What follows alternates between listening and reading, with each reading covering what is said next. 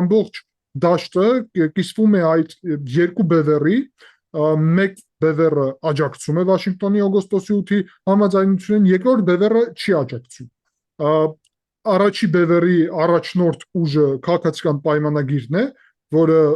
ոչ միայն հաղթելու, այլ նաև սահմանադրական մեծամասնություն ստանալու մեծ հավանականություն ունի։ Երկրորդ բևեռը այդ երագլուխ օլիգարխիկ կուսակցությունն է։ Ինչ եմ ասում երագլուխ, որը մեկը կարող ասի, բայց ասում է վարչապետ Փաշինյանի խոսքերը։ Ոչ,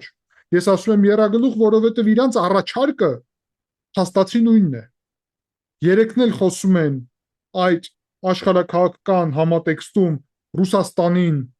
Իրանին կամ Չինաստանին ներառելու մասին, երեքն էլ խոսում են Ղարաբաղի մասին, երեքն էլ խոսում են Արարատ լեռան մասին փաստացի։ Այսինքն հակամարտության տրամաբանությունը եւ զուգահեռ դրա TRIP ծրագրի Վաշինգտոնի համաձայնությունից հրաժարվելը։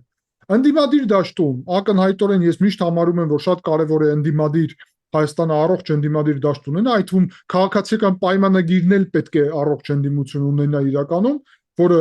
այդ ուժերը իրանցից չեն ներկայացնում,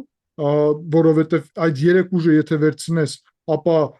Սամվել Կարապետյանի առումով ինքնալյուստրացիա է տեղի ունեցել Վլադիմիր Պուտինի հայտարարությունները ամենամեծ վնասը հասցրեցին Սամվել Կարապետյանի հեղինակությանը, կարծում եմ մեր ավելացնելու անհրաժեշտություն չկա։ Ռոբերտ Քոչարյանի հեղինակությունը վաղուց Հայաստանում լուծված հարց է իրականում, իսկ Գագիկ Ծառուկյանինը նաև բավականին սահմանափակ է եւ աճի հավանականություն էլ նույնիսկ չունի, այդ թվում իր ռետորաբանությունը։ Այս կողմ ուրեմն Վաշինգտոնի օգոստոսի 8-ին աջակցող քաղաքական ուժերը, որոնք հստակ մոտեցում ունեն, ես տեսնում եմ դա Հանուն Հանրապետություն կուսակցությունն է,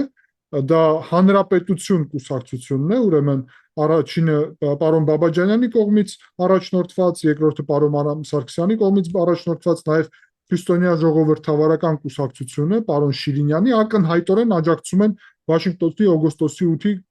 գործընթացներին։ Հաջորդ բևեռում, որոնք դեմ են, կան նաև ավելի փոքր քաղաքական ուժեր, այդ թվում խոսքին ես գիտեմ, որ Արշակ Կարապետյանն է Մոսկվայից մասնակցում նաև ընտրություններում ակնհայտորեն այն բևեռի մաս է։ Մի հատ զարմանալի իրավիճակ կա, որ Հայաստանում կան մի քանի իրենց արևմուտքի դաշնակից ներկայացնող ուժեր, որոնք փաստացի TRIP ծրագրի եւ Վաշինգտոնի համաձայնությունների դեմ են,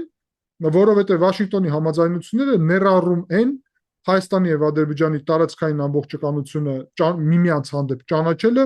հետսովետական տարածաշրջանում արկա իրավական հիմքի վրա, դա Ալմա-Աթայի հռչակագիրն է,